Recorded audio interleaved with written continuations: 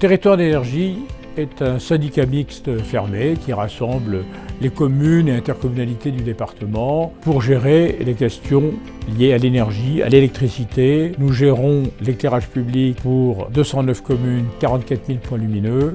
Lorsqu'une commune transfère la compétence éclairage public à territoire d'énergie Eure-et-Loir, la compétence est exercée dans sa totalité par territoire d'énergie. La commune est totalement déchargée de cette gestion. Alors ça comprend bien évidemment la gestion des points lumineux, mais aussi le réseau électrique, les armoires, les sinistres, s'il y a un accident, le nettoyage des lampes tous les ans, et puis le passage en LED.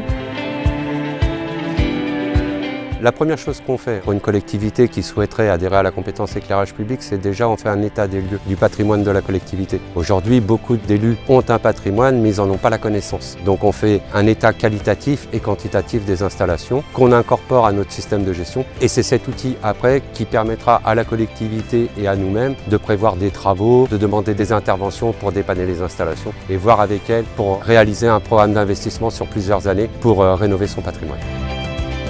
Dans le cadre des programmes de rénovation pour le passage en LED, selon les lanternes, on sera amené soit à les remplacer dans la totalité ou éventuellement l'équiper en technologie LED. Ça nous permet également, ne serait-ce que pour avoir une empreinte un peu écologique, de maintenir ces installations dans l'état. Aujourd'hui, une collectivité doit permettre à ses habitants d'être en tranquillité toutes les heures de la journée.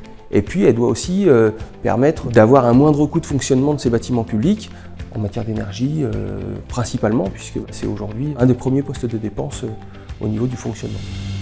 On est accompagné de longue date par Territoire d'énergie, qui est notre partenaire privilégié. Le reste à charge n'est que de 50% pour la collectivité sur le projet de modernisation d'éclairage public. C'est à saluer. Le partenaire, il nous sert aussi à capter des financements qu'on n'obtiendrait pas si on était tout seul. Investir sur l'énergie dans nos communes, c'est primordial. Le retour sur investissement, il est en moins de 3 ans. Il n'y a pas forcément de but lucratif derrière. C'est aussi ce qui doit rassurer mes collègues maires. Adhérer à un syndicat comme Territoire d'énergie, c'est vraiment faire le choix de solutions faites maison, adaptées, de choses très précises qui correspondent vraiment aux besoins des collectivités. Moi, je ne peux qu'encourager mes collègues à adhérer si ce n'est pas déjà fait. Le passage en LED, là, c'est quelque chose qui devient obligatoire puisque les lampes à décharge vont disparaître d'ici à 2027. Donc actuellement, nous sommes sur une trajectoire qui nous mène à peu près à 2/3 de LED d'ici la fin de l'année. Il nous faudra être à 100% fin 2027 puisqu'il n'y aura plus que des LED. L'avantage des LED, c'est qu'ils consomment beaucoup moins.